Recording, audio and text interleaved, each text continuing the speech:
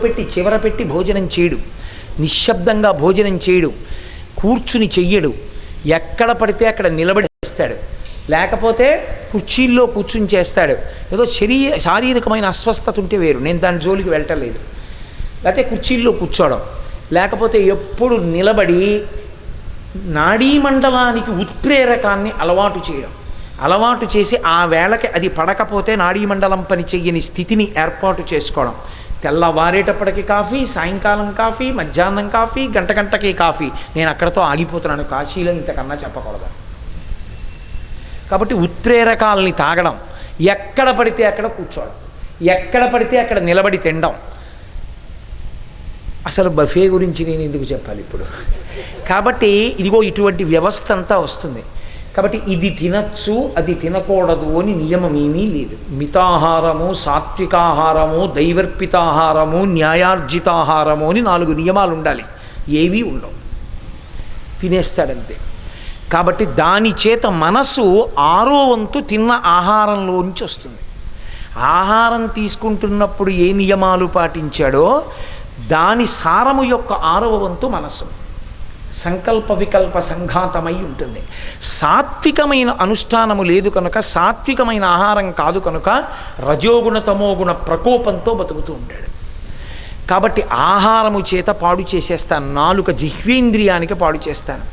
2, ఇక ఏ విధమైన కట్టుబాటు లేదు కామానికి. ఇది చూడొచ్చని లేదు, ఇది చూడకూడదని లేదు. పశువు కన్నా హీనంగా కామమును తృప్తిపరుచుకోవడమే జీవనంగా బతుకుతూ ఉంటాడు. అంత విశృంఖలత్వాన్ని కల్పిస్తాను కామంలో. ఈ రెండిటి చేత భ్రష్టుల్ని చేస్తాను. ఎంత భ్రష్టుల్ని చేస్తానో తెలుసా? కలియుగాంతమునందు వెళ్ళిపోయినటువంటి జీవుల్ని కృతయుగంలో పుట్టడానికి వీలు లేని స్థితి కల్పింపబడుతుంది. వాడు ఎంత పాపం చేసేస్తాడంటే ఓ 60 ఏళ్ళో 70 ఏళ్లలో వాడు ఇక మళ్ళీ కృతయుగం, త్రేతాయుగం, ద్వాపరయుగం అయిపోయి మళ్ళీ కలియుగం వచ్చేంత వరకు యమదండన పొందుతూనే ఉండాలి. అంత పెద్ద పాపాలు చేస్తాడు.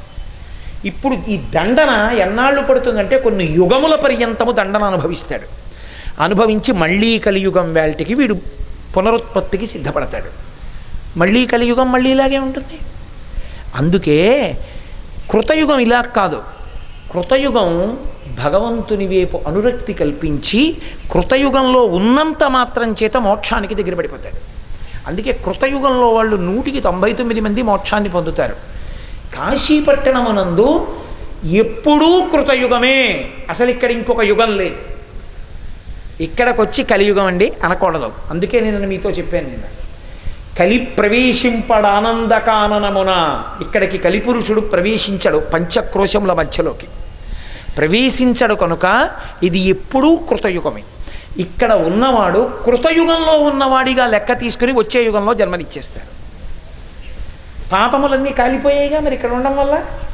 కాలిపోయిన కారణం చేత కృతయుగంలో పుట్టేస్తాడు. కలియుగాంతమునందు పుట్టడం వల్ల ఏమవుతుందంటే కృతయుగంలో తరించిపోతాడు. కాబట్టి ఇది ఎప్పుడూ కృతయుగంతో ఉండేటటువంటి క్షేత్రం. ఒక్కసారి మనుష్య జన్మ దాటిపోయిందనుకోండి, ఇక కాశీపట్టణ ప్రవేశం లభ్యం కాదు.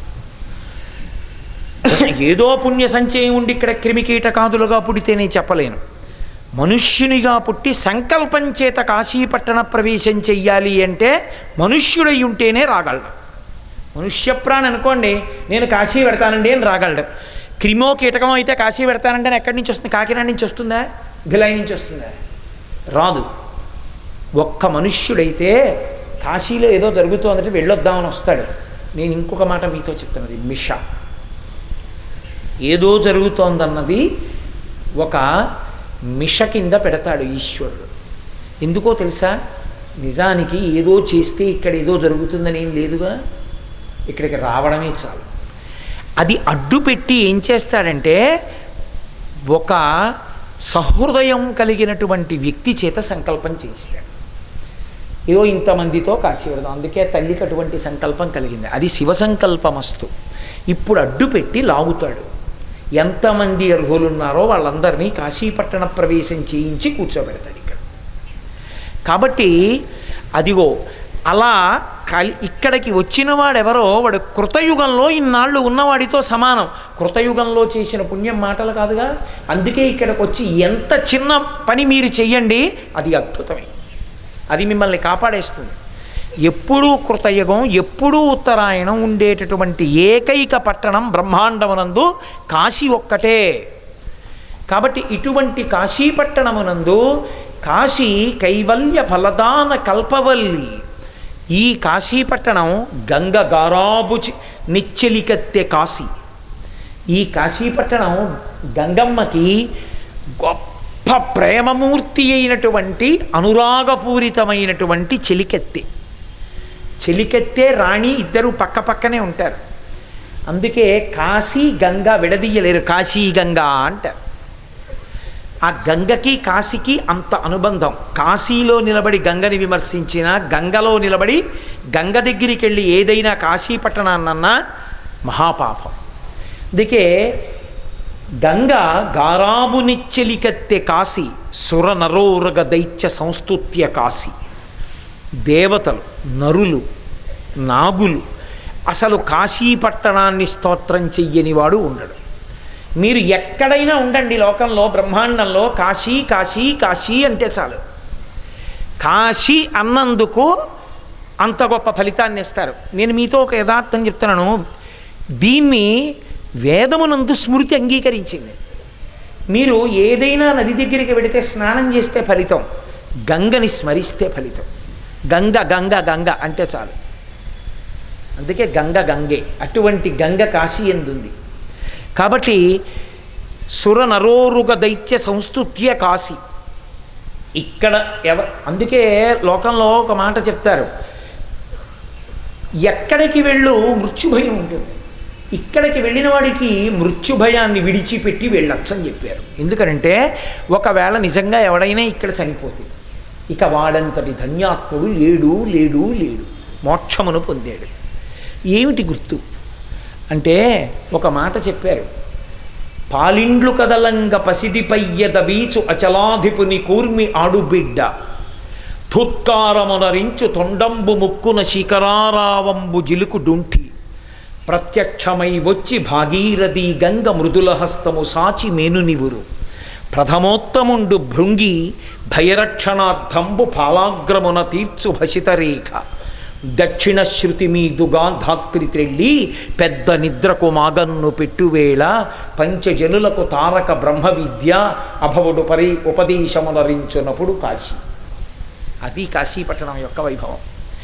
ఇక్కడ ప్రాణోత్క్రమణం అవుతుంటేట కపవాత పైత్యముల్ కప్పగాశ్రమ చేత కంపముద్భవమంది కష్టపడుతుంటే, కపము వాతము పైత్యము పెరిగిపోతుంటే జీవుడు మార్గాన్ని వెతుక్కుని ఏ రోమకూపంలోంచో బయటికి వెళ్ళిపోవడానికి సిద్ధపడిపోతుంటే, విపరీతమైన బడలిక కదిలిపోతే, ఒంట్లోంచి స్వేదం పుట్టేస్తే, ఒళ్ళంతా కంపనం వచ్చి కదిలిపోతుంటే, లక్ష తేళ్లు కుట్టిన బాధ పడుతుంటే, కొడుకొచ్చి నాన్నగారండి నాన్నగారండి నోరు తెరవండి అని తులసి తీర్థం పోస్తే గుటక పడక పక్క నుంచి కారిపోతుంటే, ఉరే దుర్ముహూర్తం రా, మంచం మీద చచ్చిపోతాడేమో మీ నాన్న కింద పెట్టేయమంటే కింద పెట్టేస్తుంటే కోడలు పరిగెత్తుకెళ్ళి వెండి కుంది దీపం పట్టుకొస్తే, పిచ్చి తల్లి నీకు తెలియదు వెండి కుంది పెడతారా, మట్టి ప్రమిద పట్టరా మట్టి ప్రమిద పట్టరా అంటే ప్రమిద పట్టుకొస్తుంటే కోడలు చుట్టూ నిలబడిన వాళ్ళు ఆ యథాపుత్ర మిత్రాదయో మత్స కాశీరుదాచ్యస్య కీతృషీయోతదంతి తదా దేవ దేవేశ గౌరీశ శంభో నమస్తే శివాయోత్యజస్రం బ్రవాణి. శంకర భగవత్పాదులు. ఆ చుట్టూ నిలబడిన వాళ్ళు పుత్రులు మిత్రులు వీళ్ళందరూ అయ్యో అయ్యో అయ్యో నాన్నగారండి నాన్నగారండి నాన్నగారండి అని అరుస్తుంటే, చాప మీద పడుకోబెట్టేయండి అని చెప్పి కాళ్ళు చేతులు పట్టుకుని చాప మీద పెట్టేస్తుంటే మంచం మించి కింద అయ్య బాబోయ్ నేను చచ్చిపోతున్నానులా ఉందని హడలు పుట్టేస్తుంటే, భయంకరమైన రూపాలతో దూతలు నిలబడి పాశములు పట్టుకుని వికటాట్టహాసం చేసి వేసి జీవుణ్ణి లాగుతుంటే, తులసి తీర్థం గుటక పడక పైకి వచ్చేస్తుంటే ఒక పక్క నుంచి చుట్టూ చేరిన మిత్రులు అరే రే రే రే రే ప్రతిరోజు వాడు కంఠంలో హారం వేయించుకునేవాడు పుష్పహారం, కొన్ని వేల మంది కూర్చుని వాడి ప్రసంగాలు వినేవారు. వాడు వెళ్ళిపోతుంటే కాళ్ళ మీద పడి నమస్కారం చేసేవారు.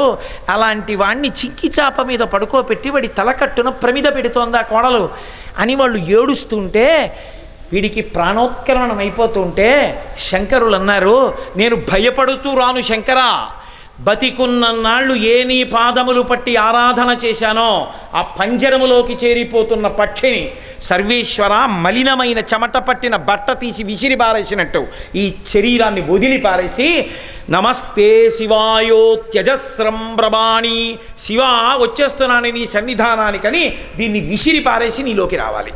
అది ధైర్యం, అది పూనిక. కానీ అలా ఎంతమంది శరీరాన్ని విడిచిపెట్టగలరు?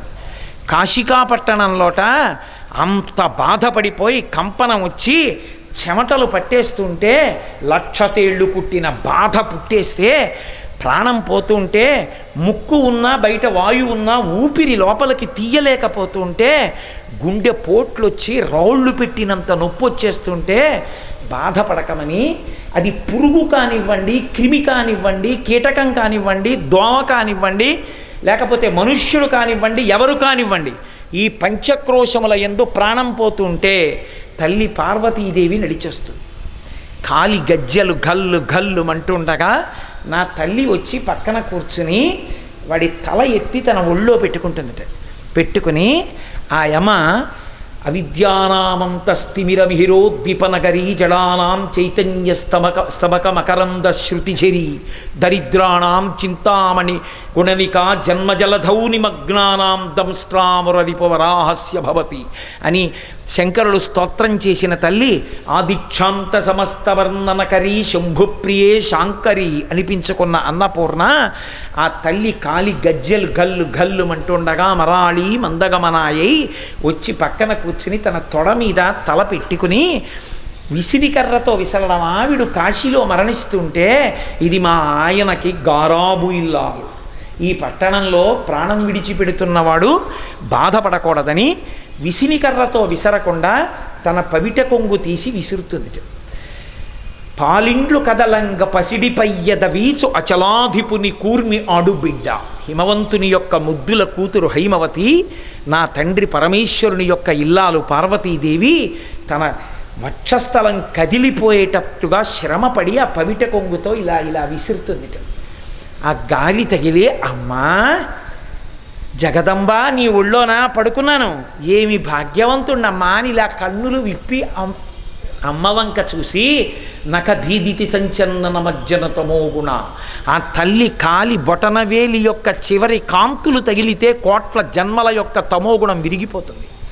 అటువంటి తల్లి యొక్క ముఖమండలాన్ని చూస్తుంటే పాలిండ్లు కదలంగ పసిడిపయ్యద వీచు అచలాధిపుని కూర్మి ఆడుబిడ్డ, ధుత్కారమునరించు తొండంబు ముక్కున శిఖరారావంబు జిలుకు డుంఠి విఘ్నేశ్వరుడు గబగబా వచ్చి, ముద్దుల కొడుకు కదువు అమ్మకి, గబగబా వచ్చి అమ్మ పక్కన కూర్చుని, అమ్మ వీడికి ప్రాణోత్క్రమణ అవుతోందా, బాధపడుతున్నాడా ఈ జీవుడు, అమ్మ నువ్వు విసురుతున్నావా, ఉండు నువ్వు అమ్మ నువ్వు అంత శ్రమపడాలా అని తన తొండంతో గంగానదీ జలాల్ని పీల్చి తెచ్చి చల్లటి నీళ్లు ఒళ్ళంతా చల్లుతట.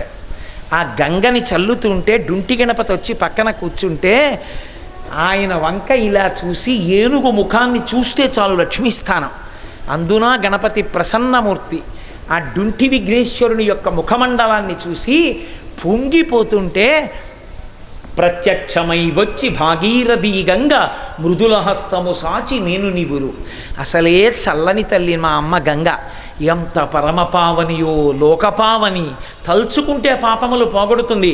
భవాంగ పతితంతోయం పవిత్రమితి పస్పృశు అంటారు వాల్మీకి మహర్షి. అటువంటి గంగ తాను సాకారమై తెల్లటి బట్టతో నడిచి వచ్చి పక్కన కూర్చుని, మా అమ్మ ఆపాదమస్తకం చల్లనే కదూ గంగమ్మ, చల్లటి చేత్తో ఒళ్ళంతా నిమురుతుంది. అప్పుడు ప్రథమోత్తముండు భృంగి భయరక్షణార్థంబు పాలాగ్రమున తీర్చు భసితరేక, ఏమి భయపడకాయా, నువ్వు పరమేశ్వరుల్లో కలిసిపోతున్నావు, బెగ్గ పెట్టుకోకని ఆ పడిపోయి ఉన్నటువంటి ఆ జీవి శరీరానికి ఆ ఎడం చేతిలో విభూతి వేసుకుని ఆ గంగమ్మ అక్కడే ఉందిగా, ఆ చుక్క నీళ్లు వేసుకుని తడిపి ఆ భస్మ మీద చెయ్యి పెట్టి ఓం త్రయంబకం యజామహే సుగంధిం పుష్టివర్ధనం ఉర్వారుకమివ బంధనాన్ మృత్యోర్ముక్షీయమామృతాత్ అని ప్రమథ గణపతి నాయకుడి ప్రమథగణాధిపతి అయినటువంటి ఆ